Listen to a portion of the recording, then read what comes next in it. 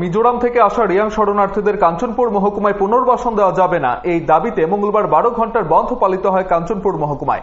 দীর্ঘদিন ধরে রিয়াং শরণার্থীদের পুনর্বাসন রুখতে আন্দোলন চালিয়ে যাওয়া নাগরিক সুরক্ষা মঞ্চের ডাকে এই বন্ধ পালিত হয়। এদিন সকাল থেকে কাঞ্চনপুর ছিল শুনশান, রাস্তায় যানবাহন চলাচল করেনি। নাগরিক সুরক্ষা মঞ্চের সদস্যরা রাস্তায় পিকেটিং করে। তবে আশ্চর্যজনকভাবে বিভিন্ন জায়গায় পুলিশ কিংবা আধা সামরিক বাহিনীর জওয়ানদের মোতায়েন হতে দেখা যায়নি। কোনো ধরনের অপ্রীতিকর ঘটনা না ঘটলেও রিয়াং শরণার্থী ইস্যুতে এডিসি নির্বাচনের আগে ফের ওইসব এলাকার পরিবেশ উত্তপ্ত হয়ে উঠছে। এই বন্ধ আমাদের কাঞ্চনপুর মহকুমার স্থানীয় বাসিন্দারা যাতে আগামী দিন জাতি হোক কিংবা উপজাতি জনসাধারণ হোক যাতে উদ্বাস্তু না হতে হয় তার প্রতিবাদে আজকের বন্ধ। এই বন্ধ আমরা স্বতঃস্ফূর্তভাবে পালন করে যাব সন্ধ্যা 6 ঘটিকা অবধি। আজকের এই বন্ধের মাধ্যমে আমরা বর্তমান রাজ্য সরকারকে একটা মেসেজ দিতে চাই, আমাদের কাঞ্চনপুর মহকুমায় মিজোরামের রিয়াং শরণার্থীদের পুনর্বাসন দেওয়া যাবে না।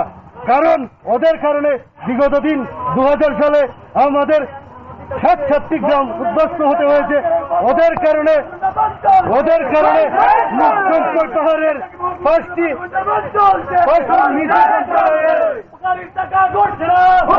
হয়েছে। শিক্ষা দপ্তরের তরফ থেকে শিক্ষকদের বদলির একটা লম্বা তালিকা প্রকাশিত হয়, আর এই তালিকা নিয়ে ইতিমধ্যে বিভিন্ন ত্রুটি সামনে চলে আসে। মঙ্গলবার শহরের বজ্রং বয়েজ স্কুলের ছাত্ররা একত্রিত হয়ে এই তালিকা সংশোধনের জন্য দপ্তর এবং মন্ত্রীর কাছে প্রধান শিক্ষকের মাধ্যমে আবেদন রাখেন।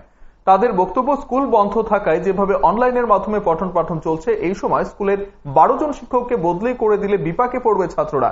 তার মধ্যে কোনো বিষয়ে বিষয় শিক্ষক ছিল, 2 জনকে বদলি করে দেওয়া হয়। একদিকে বিষয় শিক্ষক শূন্য হয়ে পড়ে, অপরদিকে অনলাইন ক্লাসে বিঘ্ন ঘটবে। এই অবস্থায় ছাত্রদের দাবি আদৌ মানবে কিনা তা নিয়ে উঠছে প্রশ্ন।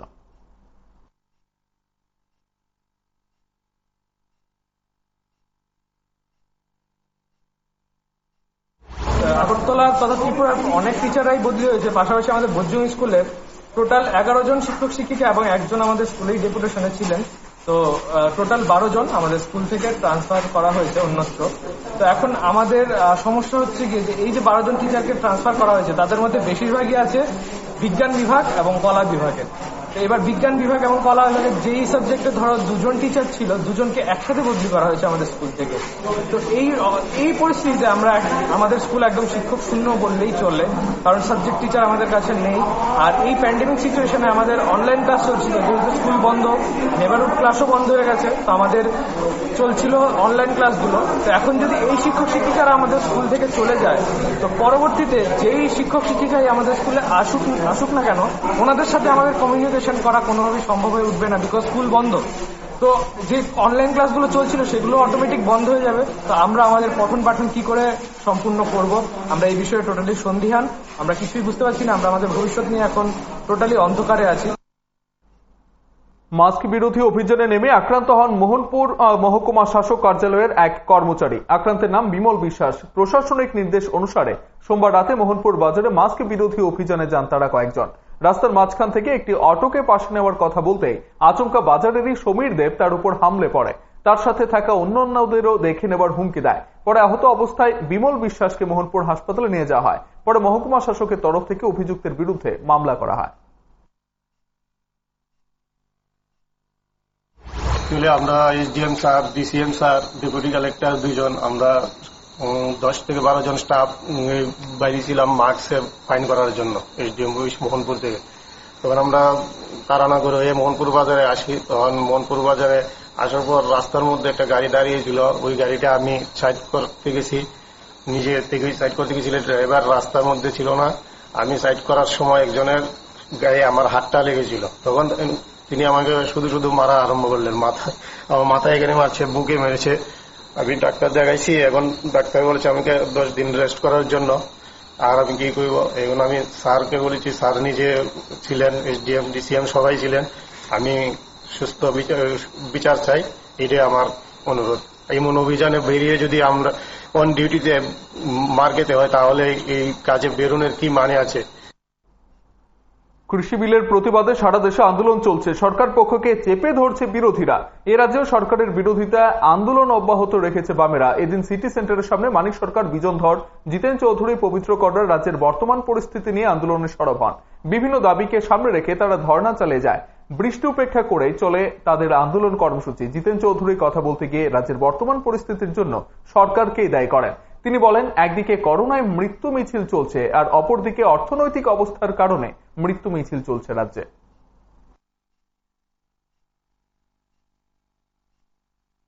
গত এক সপ্তাহ ধরে আমাদের পার্টি, ভারতের কমিউনিস্ট পার্টি মার্ক্সবাদী, সারা দেশে প্রতিবাদ সংগঠিত করছে।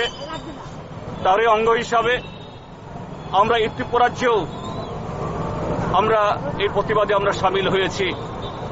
আমরা দাবি জানাচ্ছি আমাদের দেশের সরকারের কাছে এবং রাজ্যের সরকারের কাছে, এখানেও বিপ্লব দেবের নেতৃত্বে যে বিজেপি আইপিএফ সরকার আমরা দেখছি, চরম স্বৈরাচারী পদক্ষেপ এবং ভুল নীতি গ্রহণ করে ত্রিপুরা রাজ্যে এই করোনা সংক্রমণ পরিস্থিতি একটা ভয়াবহ আকার ধারণ করেছে। অন্যদিকে এই রাজ্যের অর্থনীতি এমনিতেই গত 30 মাসে এটা এমন একটা জায়গায় চলে গিয়েছিল, এখন এটা প্রায় গ্রামে গঞ্জে পাহাড়ি এলাকাতে অনাহারের মৃত্যু মিছিল সেখানে শুরু হয়েছে। একদিকে কোভিড সংক্রমণে মৃত্যু মিছিল, আরেকদিকে এই অর্থনৈতিক কারণে, অভাবের কারণে মৃত্যু মিছিল। পুলিশের ভূমিকা নিয়ে ফের ক্ষোভ জানালো সিপিআইএম। আগরতলায় বামেরা বিক্ষোভ আন্দোলন করতে পারলেও উদয়পুরে দেখা যায় উল্টো চিত্র। সেখানে বাম নেতা কর্মীরা দলীয় অফিসের বাইরে রাস্তায় এলেও পুলিশ তাদের বাধা দেয়। এদিনও আন্দোলন কর্মসূচি নিয়ে পুলিশের সাথে বাম নেতাদের কথা কাটাকাটি চলতে থাকে। পরে প্রাক্তন মন্ত্রী রতন ভৌমিক বলেন, পুলিশ কাঠপুতুল। আগের দিন বন্ধ চলাকালে 2 জন বিজেপি কর্মীকে পুলিশ আটক করেছিল। বিজেপি কর্মীরা থানায় স্বাস্থ্যবিধি তো মানেইনি, উল্টো পুলিশকে আক্রমণ করে 2 জনকে ছাড়িয়ে নিয়ে যায়। আর এদিন সিপিআইএম নেতা কর্মীরা সামাজিক দূরত্ব মেনে আন্দোলন করতে চাইলেও তাদের আটকে দেওয়া হয়।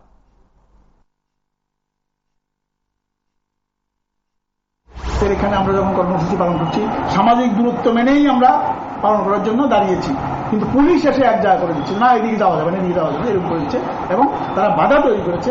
আমরা লক্ষ্য করেছি গতকালকেও যারা খারাপ কাজ করেছে, বম একটা দল দেখেছে, মানুষ ইচ্ছা বম করবে কিনা সে আলাদা কথা, কিন্তু কয়েকজন জোর করে বম করতে গেছে, পুলিশ সামনে পেয়েছে, অ্যারেস্ট করেছে। দেখেছি থানাতে স্বাস্থ্যবিধি তো প্রশ্নই নাই, পুলিশকে যেভাবে আক্রমণ করে তাদের ছিনিয়ে নিয়ে গেছে, পুলিশ ছাপাই দেওয়ার শেষে তাদের অ্যারেস্ট করেন, জিজ্ঞাসা করে। অথচ এই বিজেপি দলের যুব মোর্চা সাংবাদিক সম্মেলন করে বলেছে যে আমাদের 2 জনকে আটক করেছে অন্যায়ভাবে পুলিশ, আমরা তাদেরকে নিয়ে এসেছি, এরকম বলেছে। কারণ পুলিশের ভূমিকা একেবারে কাঠপুতলের মতো, তারা যা বলছে তাই করছে। বিলোনিয়াতেও সিপিআইএম এর আন্দোলনে বাধা দিল পুলিশ। তারা কোন রকম ভাবে রাস্তায় দাঁড়িয়ে বিক্ষোভ প্রদর্শন করে কর্মসূচি সম্পন্ন করে। পুলিশ আগে থেকে তাদের আন্দোলন কর্মসূচিতে বাধা দেওয়ার জন্য প্রস্তুত ছিল। সিপিআইএম অফিস থেকে মিছিল জগন্নাথ দেবের বাড়ির সামনে আসতে পুলিশ তাদের বাধা দেয়। পুলিশের সাথে এদিনও তাদের তর্ক চলে।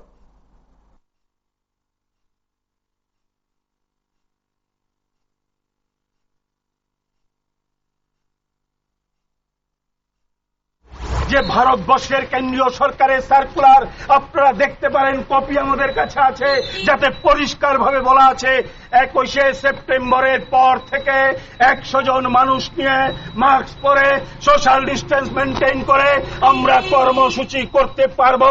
আজকে সেই সার্কুলারকে বৃদ্ধাঙ্গুষ্ট দেখাচ্ছেন এখানকার প্রশাসনিক আধিকারিকরা। আমরা এটা মানতে পারি না, তারই জন্য আমরা বলছি আমাদের কর্মসূচি চলতে থাকবে। এখানকার প্রশাসন সহ আমরা এই প্রশাসন যারা এখানে চালান তাদের সঙ্গে আমাদের কোনো বিরোধের জায়গা নেই। আমরা জানি তারা উপর থেকে আমাদের রাজ্য সরকারের দ্বারা তারা নির্দেশিত হয়েছেন। সারা রাজ্যের সাথে অমরপুরেও বামেদের উদ্যোগে বিক্ষোভ কর্মসূচি সংঘটিত হয়। এদিন 5 দফা দাবিকে সামনে রেখে 4টি বামপন্থী সংগঠনের নেতা কর্মীরা দলের মহকুমা কমিটির অফিসের সামনে জড়ো হয়।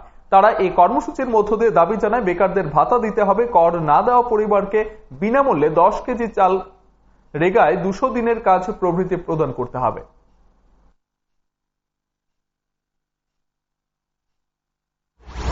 লকডাউন চলবে, লকডাউন চলাকালীন সময়ে যারা গরিব মানুষ তাদেরকে, যারা ট্যাক্স দেয় না, সরকারকে ট্যাক্স দেয় না, এরকম গরিব মানুষ যারা আছে তাদেরকে খাদ্যের ব্যবস্থা সরকারকে করতে হবে, চাল দিতে হবে। যারা গরিব মানুষ কাজ করতে পারে না, কাজে যেতে পারে না, শ্রমজীবী অংশের মানুষ কাজ হারিয়েছেন, তাদেরকে মাসে 7,500 টাকা করে দিতে হবে। রেশনে তাদের খাদ্যদ্রব্য ইত্যাদি কিছু দেওয়ার ব্যবস্থা করতে হবে। চিকিৎসার জন্য নির্দিষ্ট পরিকল্পনা, সরকারের ভুল পরিকল্পনার জন্য জিবি হসপিটাল এখন মৃত্যুপুরী হয়ে গেল। মানুষ ভয়ে যেতে চায় না, এখন জিবি হসপিটালে গেলেই মৃত্যু হবে, এরকম একটা ভয়ঙ্কর পরিস্থিতি মনের মধ্যে ঢুকে যাচ্ছে। বিজেপির প্রতাপগড় মণ্ডলের উদ্যোগে কার্যকারিণী বৈঠক অনুষ্ঠিত হয় মঙ্গলবার। জেলা সভাপতি অলোক ভট্টাচার্যের হাত ধরে বৈঠকের সূচনা হয়। সাথে ছিলেন দলের নেত্রী মৌসুমী দাস সহ অন্যান্যরা। সামাজিক দূরত্ব বজায় রেখে বৈঠক চললেও অনেকের মুখে মাস্ক ব্যবহার নিয়ে অসচেতনতার ছাপ লক্ষ্য করা যায়।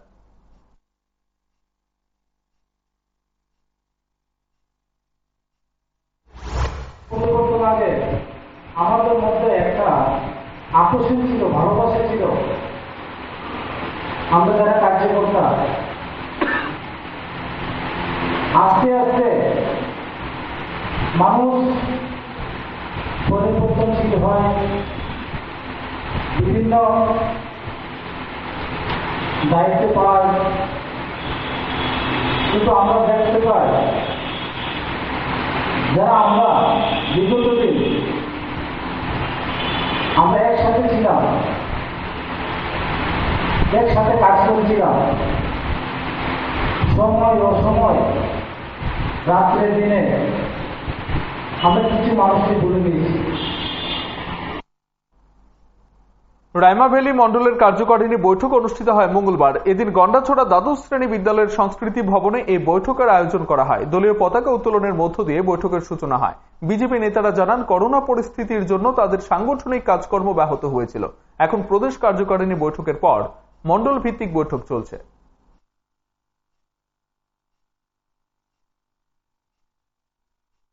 যেহেতু সামনে আপনারা সবাই জানেন যে এডিসি নির্বাচন হওয়ার সম্ভাবনা রয়েছে, এমডিসির মেয়াদ উত্তীর্ণ হয়ে গেছে, ডিসেম্বর মাস পর্যন্ত সবকিছু ঠিকঠাক থাকলে হয়তো নির্বাচন কমিশন নির্বাচন ঘোষণা করবে। তো আমরা সার্বিকভাবে আমাদের দলকে আমরা প্রস্তুতি নেওয়ার জন্য আমরা নির্দেশ দিয়েছি। একেবারে আমাদের বুথ স্তর পর্যন্ত আমাদের যে পৃষ্ঠা প্রমুখরা দীর্ঘ সংগ্রাম করে রাজ্যের একটা 25 বছরের সরকারকে উৎখাত করে রাজ্যে একটা প্রথম বিজেপির সরকার গঠিত হয়েছে। আমরা সেই পৃষ্ঠা প্রমুখ আমরা মনে করি আমাদের প্রাণ, পৃষ্ঠা প্রমুখরাই আমাদের মূল ভিত। আমরা সেখান থেকে আমাদের কাজ আমরা শুরু করছি। আজকের বৈঠকেও আমরা আমাদের বুথ, আমাদের শক্তি কেন্দ্র, পৃষ্ঠা প্রমুখ মণ্ডল, সর্বস্তরের কার্যকর্তাদের আমরা আহ্বান জানাবো যে আগামী নির্বাচনে রাজ্যে বিজেপিকে এমডিসি, ভিলেজ কাউন্সিল, পৌর পরিষদের নির্বাচনে সবকটা জায়গার জন্য বিপুল ভোটের ব্যবধানে আমাদের সবকটা সিটে আমাদের প্রার্থীরা বিজয়ী হতে পারে। তার জন্য আজকে আমরা এই বৈঠকে আলাপ আলোচনা করব। সরকার বদলালেও বিশালগড় পৌর পরিষদের 1 নম্বর ওয়ার্ডের অন্তর্গত উত্তর রাউতখোলার রাস্তাটির বেহাল অবস্থা আর বদলায়নি, তাই বলে আক্ষেপ স্থানীয়দের। কংগ্রেস সরকারের সময় ইটসলিং বামেদের শেষ 5 বছরে পিচ ঢালাই হয়, কিন্তু অবৈজ্ঞানিক উপায়ে কাজের ফলে রাস্তার বিভিন্ন অংশে খানাখন্দে পরিণত হয়ে আছে। রাস্তা থেকে ড্রেন উপরে হওয়ায় ড্রেনের জল স্থানীয়দের বাড়ি ঘরে যাচ্ছে। এই বিষয়ে পৌর পরিষদে জানানো হলেও খুব শীঘ্রই তা সারাই করা হবে বলে জানান ওয়ার্ড কাউন্সিলর রূপালী দেব।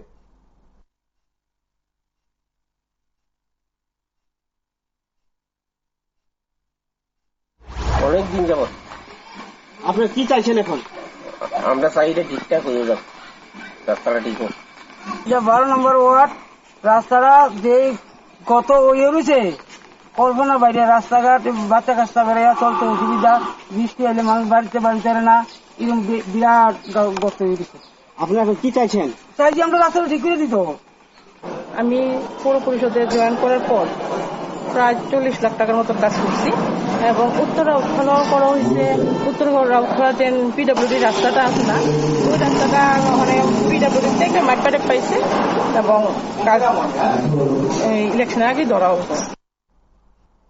আগে জব কার্ড দিয়ে রেগার কাজ করতে পারলেও এখন আর সেই কার্ড দিয়ে কাজ পাচ্ছেন না অসহায় মহিলা। চড়িলামের আড়ালিয়া পঞ্চায়েতের উত্তরমুড়া এলাকার ফেরদৌস বেগম জানান, তার জব কার্ডটি পুনরায় সচল করার জন্য তিনি অনেক দৌড়ঝাঁপ করেছেন, কিন্তু 1 বছর ধরে দাঁড়ে দাঁড়ে ঘুরেও কাজ হয়নি। অন্যান্যদের কার্ড দিয়ে তিনি কাজ করতে পারলেও এতে বিভিন্ন সময় সমস্যা হয়। তাই মহিলা চাইছেন আগের মতো এই জব কার্ড দিয়েই যেন রেগার কাজ করতে পারেন, কারণ কাজ না করলে তার বেঁচে থাকায় কষ্টকর হয়ে দাঁড়াবে।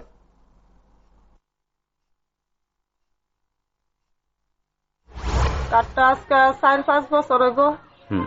কার্ডটার আমরা কাজ করছি, রেকার কাজ আরম্ভ হয়েছে পর থেকে কাজ করতেছি। 4-5 বছরের পর আজকে 4-5 বছরের থেকে কাজটা আমরা পাইতেছি না। কার্ডটার লই অনেক খানো ঘুরছি, ঘুরনে কইছে আমরা এটা এই কার্ডটা বলে এমন লক করছে আমরা নামে আর কার্ড হইতো না। আমরা ওখানে কার্ডটা করতামও পারি না। অনেক জায়গা ঘুরছি, ঘুরে আইসে দেখছি কাজটা হইছে না। অ্যাকাউন্ট থাকলে জমা দেন, তো আমি নিয়ে আমার কাগজপত্র নিয়ে জমা দিচ্ছি। আজকে 1 বছর হইছে। অন কার্ডটা কদিন পরে পরে যায়, গেলে হইছে না আইব ওইলে আপনারা খবর দেবো। এটা কত 1 বছর হইছে, কার্ডটা হইছে না। একে রাস্তা না অন্য কিছু দূর থেকে কিংবা কাছে এলেও বিষয়টি বুঝতে কষ্ট হতে পারে, কারণ রাস্তায় এভাবে হাঁস ঘুরে বেড়াতে কমই দেখা যায়। সে যদি শহরের তো তাহলে মেনে নেওয়া যেত, কিন্তু এই রাস্তা তো গ্রামীণ এলাকার। এই রাস্তা দিয়ে উদয়পুর থেকে শালগোড়া, শিলঘাটি, হদ্রা, গর্জনমোড়া, কিশোরগঞ্জ, কাকড়াবন, মেলাঘর হয়ে সোনামুড়া পর্যন্ত যাওয়া যায়। প্রতিদিন এই রাস্তা দিয়ে সব ধরনের যানবাহন চলাচল করে, কিন্তু রাস্তাটির বেহাল দশায় এখন যানবাহন চলাচল এমনকি হাঁটাচলা করতে সমস্যা হচ্ছে। গত 6 থেকে 7 বছর ধরে এই সমস্যা, কিন্তু রাস্তার সংস্কারের কোনো উদ্যোগ নেই।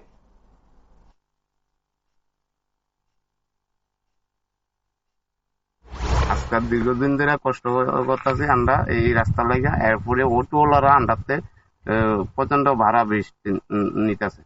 কি বেশি নেয়, ওই আন্ডা গাড়ি আইতে চায় না, তো ওই আন্ডা আনন্দ লাগে বেশি পয়সা দিয়া। এটা মনে করেন বামের যখন শেষ পর্যায়ে তখন এটা টেন্ডার পেয়েছিল। এসেরা যখন সাইড বাড়াইব এসেরা সবাই জায়গা দিছে, কিন্তু দেখা গেছে তারা সব সাইডের গাছ মাছ কাটছে, কাটতে সেটা দেখা গেছে রাস্তার নামে কিছুই করছে না। তখন তারা অনেক সময় দেখা গেছে যে গেলাম এই যে আপনারা যে রাস্তা করতেছেন সাইডে গাছ কাটতেছেন, লাস্টে দিয়ে দেখা গেল রাস্তাই করলেন না। কিটা কইতাম এমনও কইছে বামের আমলে মনে করো প্রত্যেক পার্টির বিষয়ে তারা মুনাফা দেওয়া লাগবে, চাঁদা দেওয়া লাগবে, ইট নিচে গা তারা রাস্তার লেগে চাপ দিলে তারা করতো সঠিকভাবে করছে না। এই দুর্দশা আমরা ভুগি। অত্যাবশ্যকীয় পণ্য আইন সংশোধনের নামে কৃষি পণ্যের বাজার কোঅপারেটরদের হাতে তুলে দিয়েছে কেন্দ্রীয় সরকার। এই অভিযোগে এসইউসিআইয়ের কৃষক সংগঠন AIKKMS এর সারা দেশে আন্দোলন সংগঠিত করেছে। এর অঙ্গ হিসেবে রাজ্যেও এদিন বিক্ষোভ কর্মসূচি সংগঠিত হয়। কেন্দ্রীয় সরকার যে সংশোধন করেছে, সংশোধন করার মধ্য দিয়ে যে আইন পাস করিয়েছে, এই আইনের মধ্য দিয়ে আমাদের অত্যাবশ্যকীয় পণ্য আইনের যে সুবিধা ছিল দেশবাসী পেত, এইটাও পেত না, পাবে না এখন, এবং কৃষকদেরও এই সুবিধাটা থাকবে না। এই অবস্থায় আমাদের AIKKMS এর পক্ষ থেকে আমরা সারা ভারতবর্ষব্যাপী AIKSCCর যৌথ মঞ্চের অধীনে আমরা সারা ভারতবর্ষে একটা গ্রামীণ ভারত বন্ধ ডেকেছি। এই গ্রামীণ ভারত বন্ধকে সফল করার জন্য আমরা দেশবাসীর কাছে, কৃষক সমাজের কাছে, ক্ষেত মজদুরদের কাছে আবেদন রাখছি এই ভারত বন্ধ সফল করার জন্য।